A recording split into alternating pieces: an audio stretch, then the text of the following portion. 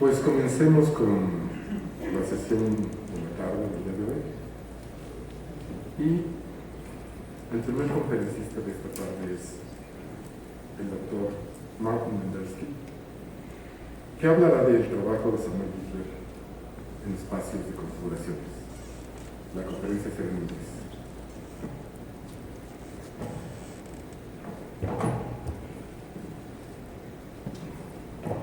I just want to first say how much I'm pleased to have been asked to participate in honoring Sam Gitler. I first met Sam, I met Sam for the first time mathematically, Red Cohen, Shirley Bowery, on the recent projects we've been doing. I want to talk about the work on configuration spaces that Sam did. I'm going to start, of course, with the definition of a configuration space and give some easy examples. But what I decided to do, perhaps it was a mistake, I decided to do was really emphasize that Sam made some incredibly deep, proved some incredibly deep theorems, which seemed complex. They were looking complex. I decided to take them from his papers and put them up there, and I'll try to extract some meaning for them at some level which can perhaps be understood by a general audience. And however I will succeed, but I want to emphasize Sam was an expert in doing hard algebraic topology. So let's see if I have this up. First, let's start with the definition of a configuration space. Well, people have been talking about manifolds. There are things that we're distinct here. It looks like Rn, Euclidean space, but of course globally it's not. Think of the examples of just Euclidean space, or the surface of a sphere, or a donut, which we've had many times today. And in fact, the only example I think I'm going to do is R2. Now, as it stands, it's just a set. I'm looking at k, whoops, I got the red there. I'm looking at k distinct points in this manifold. It's just a set. I want to give it some geometry, some topology. So the way we do this is we look at the product of them with itself. So just think of k different points in the manifold. There's something called the diagonal. The diagonal would be the situation when all those points are the same. The fact diagonal just insists that there are two distinct points which are the same. And it's a tautology that the k distinct points in M is the k-fold product of M. K-fold product of M is just M points in it, surrounded by a parenthesis, and you remove the fact diagonal. I remove any situation where 2 points are the same. Now some examples. And I found a paper, which I like the title of, Finding Topology in a Factory, Configuration Spaces. So I think this will give a good example of how people have used configuration spaces. But before I do that, I want to give a precise example and show you why the definition I gave of two distinct points in R2 gives me three-dimensional Euclidean space across a circle. So in other words, suppose I give you three coordinates, a point in R3, and theta, point in the circle I'm thinking of as an angle. Here's how we get a point in the C2R2, two-fold configuration space of R2. And here's my minimal beam of technology. So you use X and Y to pick the point in the plane. That point Z, I just exponentiate it, and I take a distance from that point in the positive direction parallel to the x-axis. I use theta to rotate that line. And I stick the second point right there. And that's the correspondence between R3 across a circle and 2 points in Euclidean, two distinct points in Euclidean space. These are ordered things. I should make that clear. And the topology of more complicated examples is, of course, what Sam and I and his co-authors studied, and I want to say some things about that eventually. But first, I want to give an application to an automated factory equipped with mobile robots which transport objects on a factory floor. So here's a problem.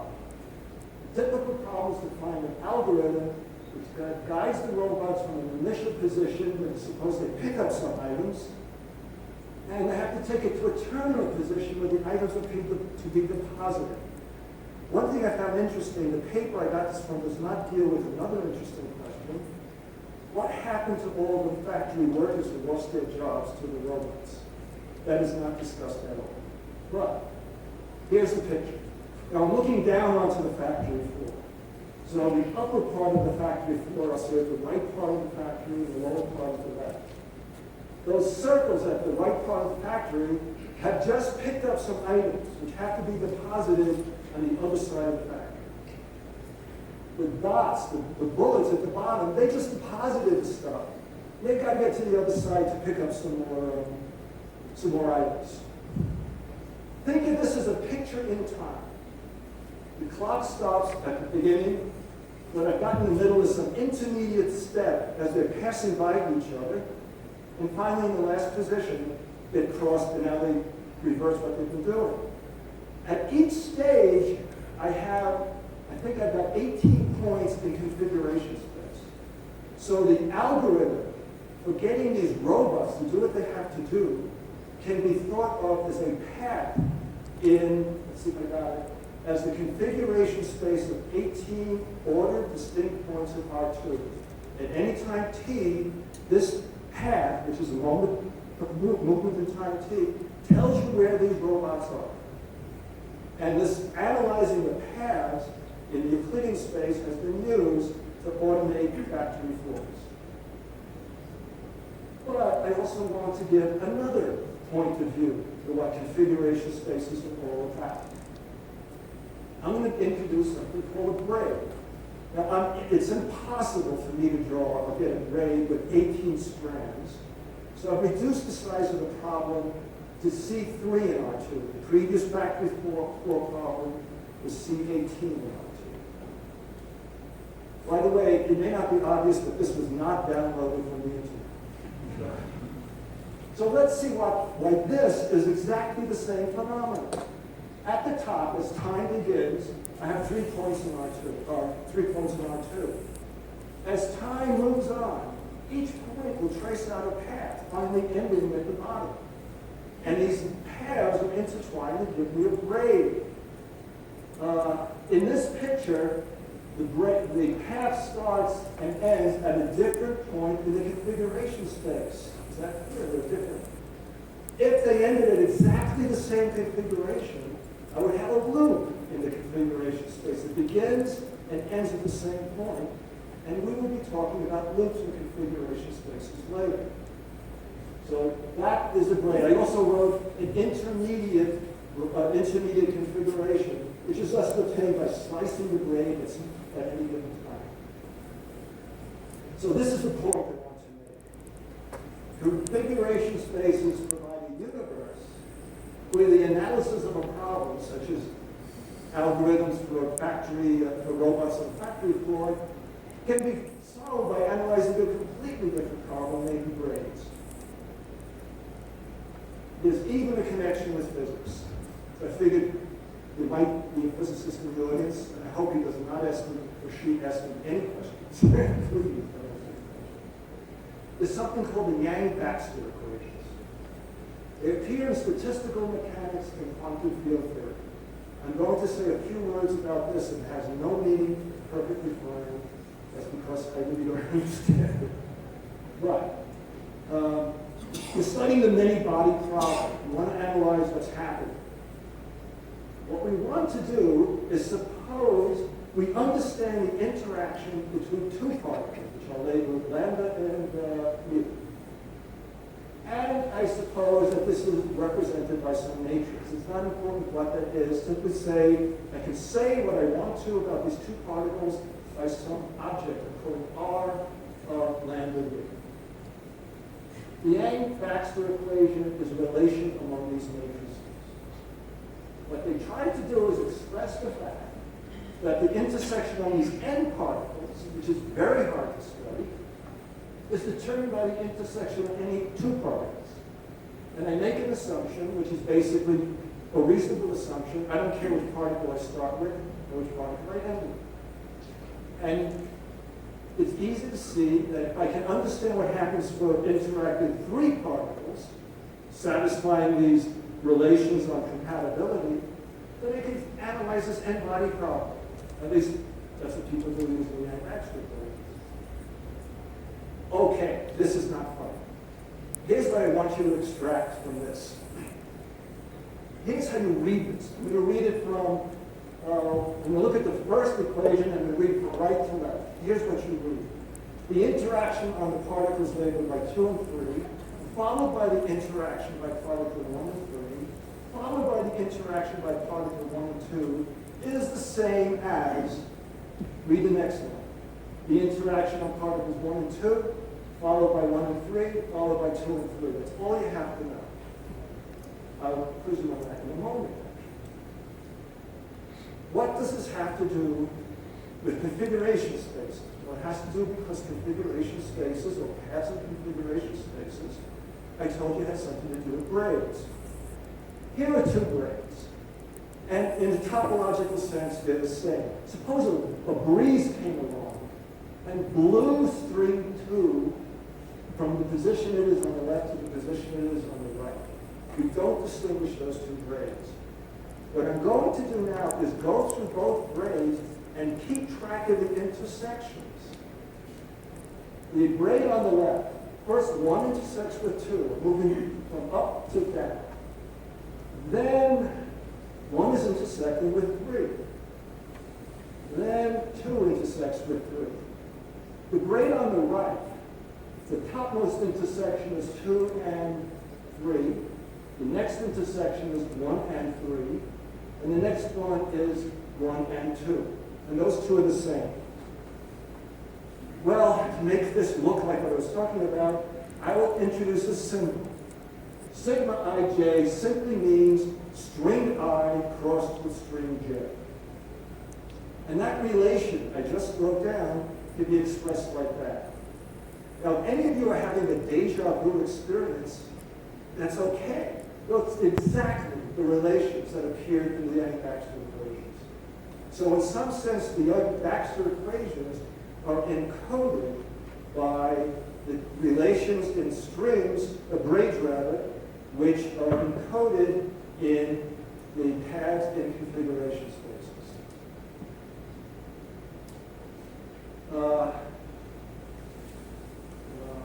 I guess that's what I just wrote. So Yang-Baxter equation is keeping track of the relations. So now we can start talking about some of the stuff that Sam has done. He made fundamental contributions to our understanding of configuration spaces. In the course of the lecture, I'll try to explain what the phrase understanding is. And that's where things will get a little technical, but it's important that we understand that Sam is an expert on a lot of the objects we're about to write down. So this example of the Yang-Baxter equation is a nice segue for me to start discussing the result that Sam Gitler and Fred Cohen worked out. It's called loop spaces of configuration spaces. Now remember, I told you what a loop space was in a configuration space. A path in configuration space, you just keep track of all the points and then your strings intertwined. A loop in configuration space simply means you start with the same configuration, do all your mishmash, and you get back to exactly the same configuration. So it's loop back. And Sam and Fred discovered a beautiful decomposition of the loops of the space of configuration of certain manifolds. Now let me say, we want to understand the K points in a manifold.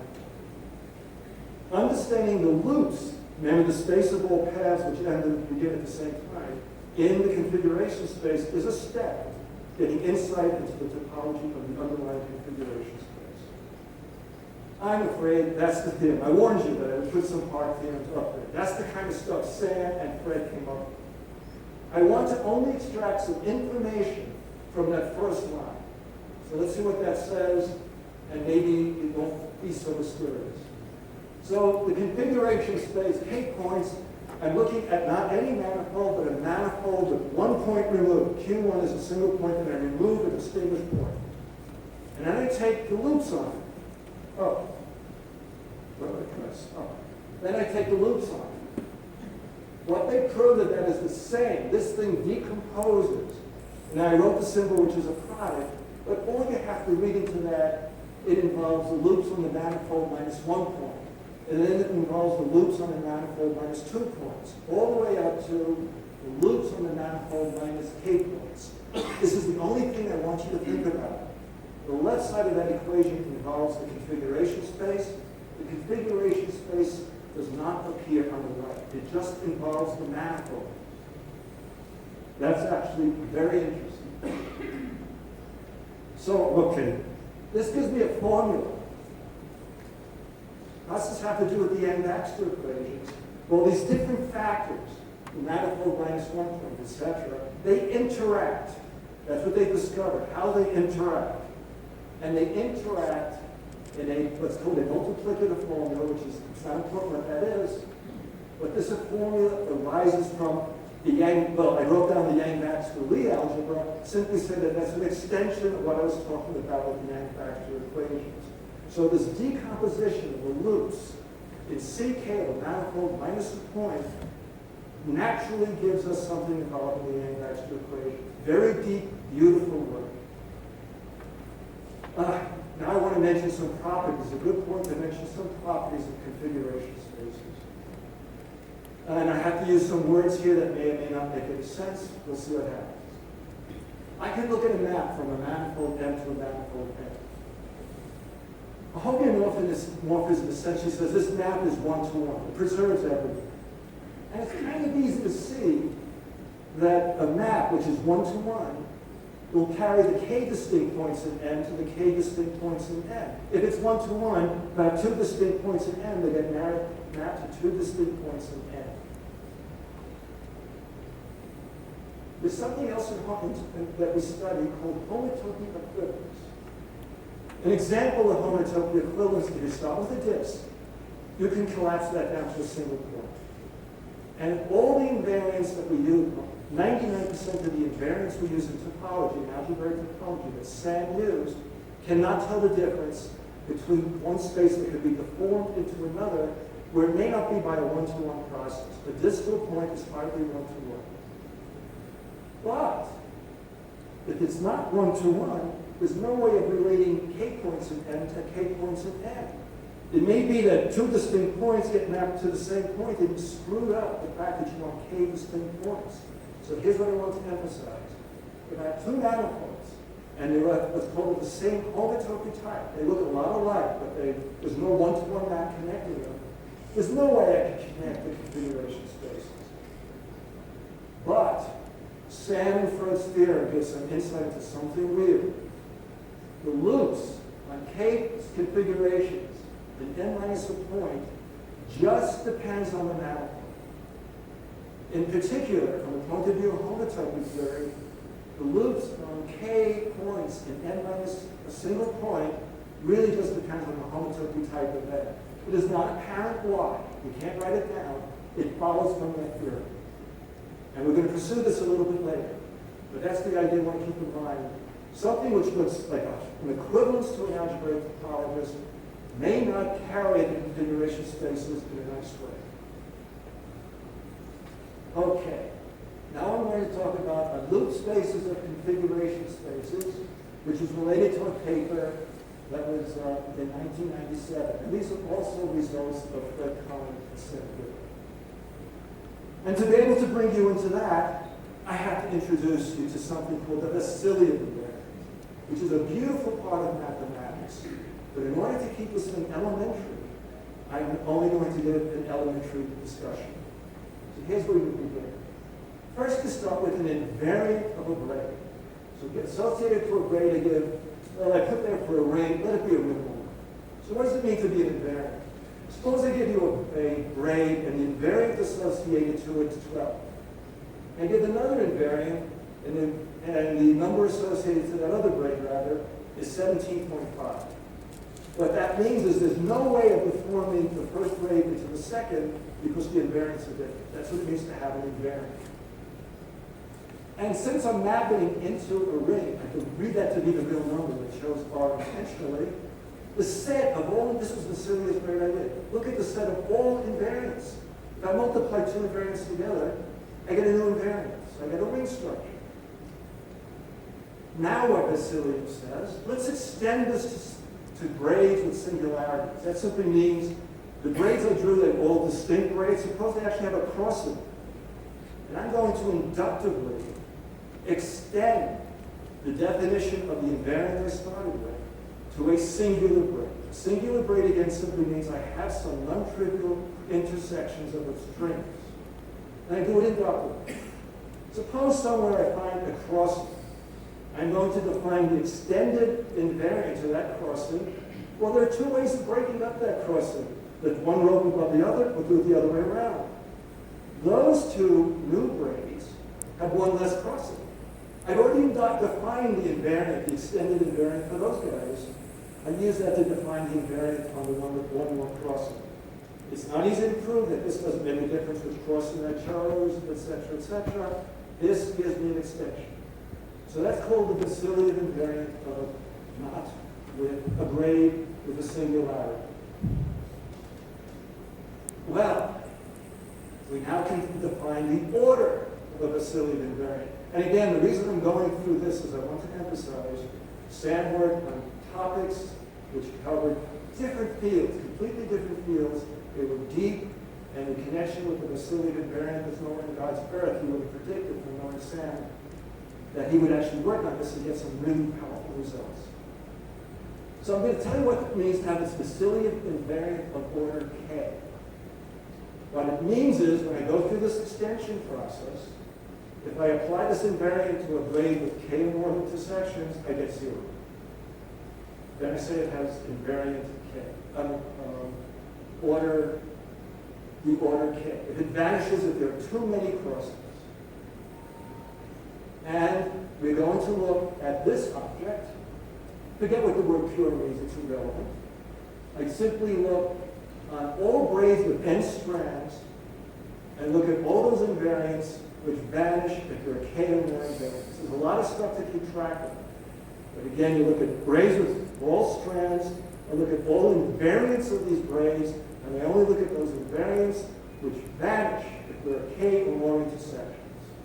We're not done yet. Then you take the quotient. What this thing means is I look at all those invariants which are 0 for K or more, and I set it equal to 0 if it vanishes on K minus 1 or more. So I just am really picking out the ones that are vanishing on, I'll say it this way, it's not quite right, and exactly K intersections. And we don't have to know what this is except to say that Vassiliev came up with a gadget, an algebraic gadget, which computes this quotient. You don't have to know what it is, you don't have to know how it is, just say there is some mysterious object which computes this very geometric ring which is built out of strings. And here's a result of Samuel Gitler. If you look at the homology, and I'm going to tell you something about homology in a moment, but just right now I'm going to use the words. If I look at the base, the loops on K distinct points at R3, and the homology, well, that means, remember, we're trying to distinguish spaces. And I said Sam works with a lot of hard things. One of the things mathematicians, algebraic topologists do is to take a space and hit it with something called homology. As far as you can see, it's a black box. You take this black box, stick it in a space, out comes an algebraic gadget, and that is a way of telling whether or not two geometric objects are the same. It's what we do for a living is compute homology and cohomology. And Sam was a master of this, and I wanted to expose you to some of the things Sam did. They proved that this object, which is geometric and based on what we've been talking about, is related to the Vassiliev invariance through this algebra. That's their calculation. There's no intuition that I can explain for why it works, but it works. Okay, now I'd like to talk about Sam's work that I did with something called the cohomology of function spaces. Again, the reason I'm doing this, to understand what we actually did is not important. I just want to introduce some words, and these words are techniques and methods that Sam was a master at.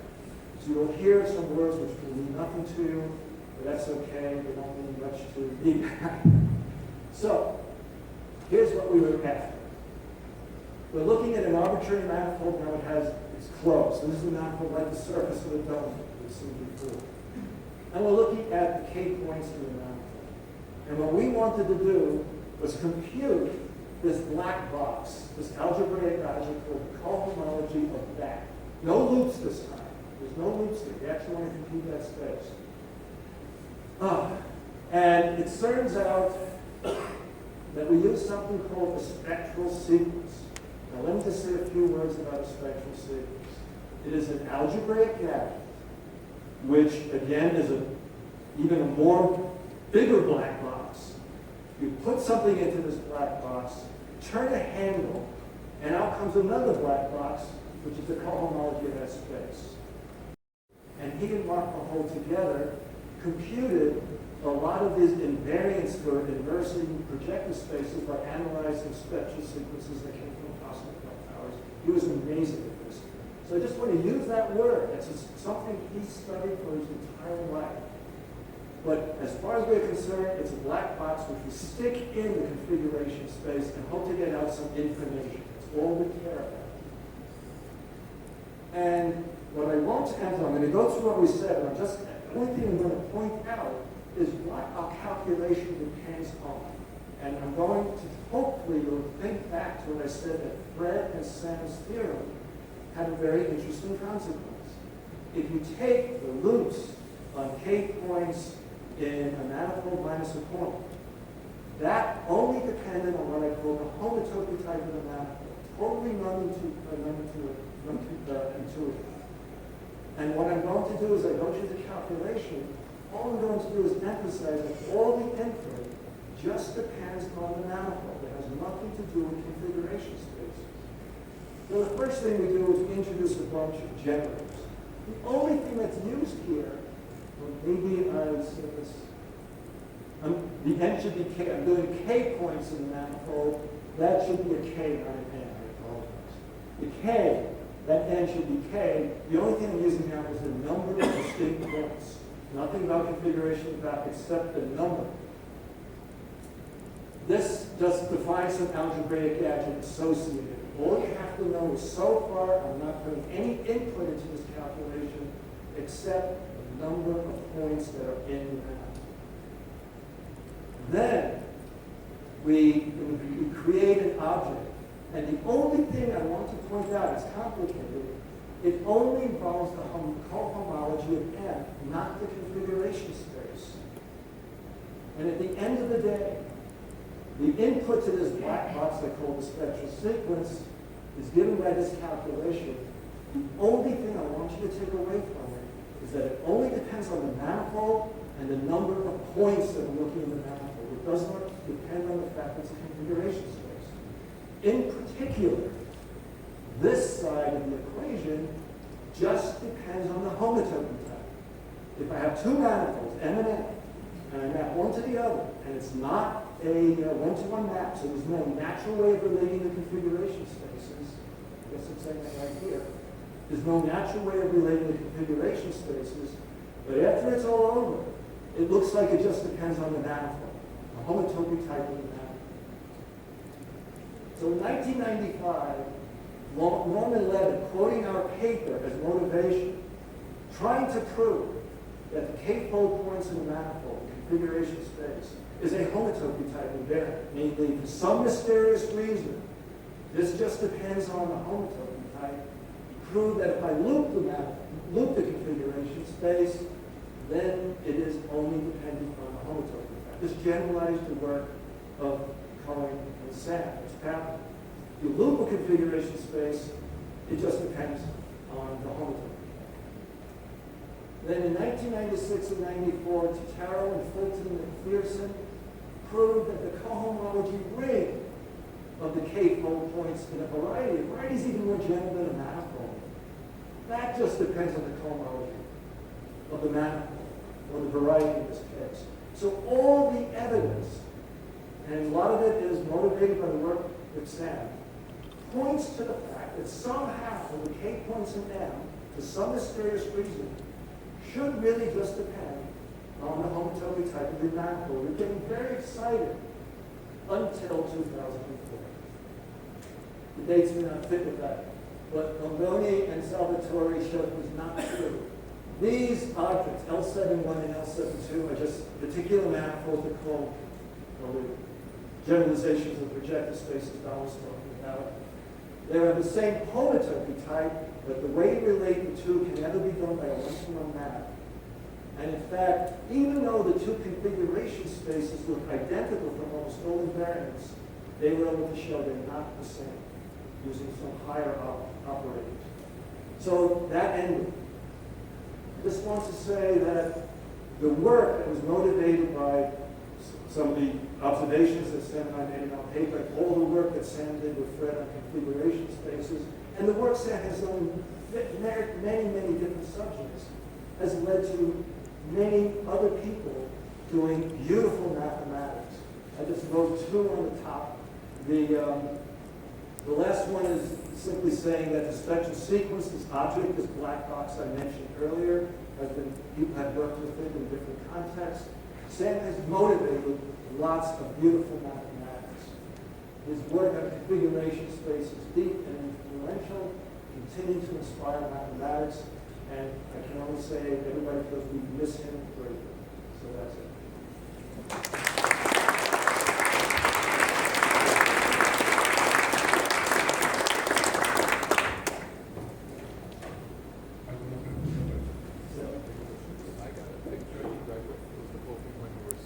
Oh, great. Don, any questions? ¿Alguna pregunta? Javier.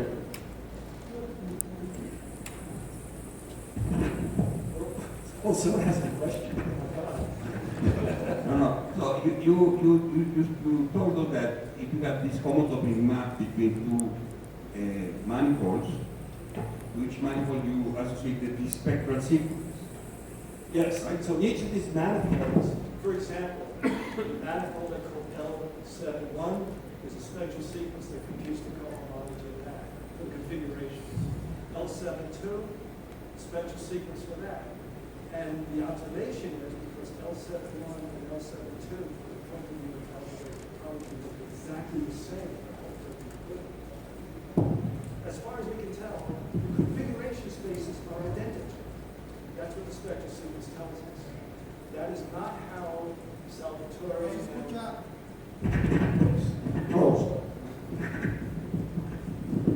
That's not how they distinguish those two objects. They distinguish the K points in L71 and the K points in L72. And I'm not sure if I answered your question correctly. What they did was look at higher products, something called Massey products. And if these two guys were exactly the same, the Massey products would have to be the same. This is a higher order structure. And in one case, the Massey products were trivial, in the other case, they were non-trivial. And so they have to be different. Every invariant that was looked at up to that point said, these guys are the same, just being stupid and don't know why. Turns out we were not being stupid. Right, but my question was related to what you said, but not precisely. So my question is, do you get a map between the two spectral sequences? No. Oh, I'm sorry. Not that it's an isomorphism, do you get a map? You do get a map between these two spectral sequences. But the point is, even at the E2 term, it's not you just have a homotopy equivalence. You can't really define the map in a good way unless you have something like formality and things like that. So there is a map, and it doesn't give the answers we would like. I'm sorry, this was your question. ¿Alguna otra pregunta? Agradezcamos a Martin su comentario.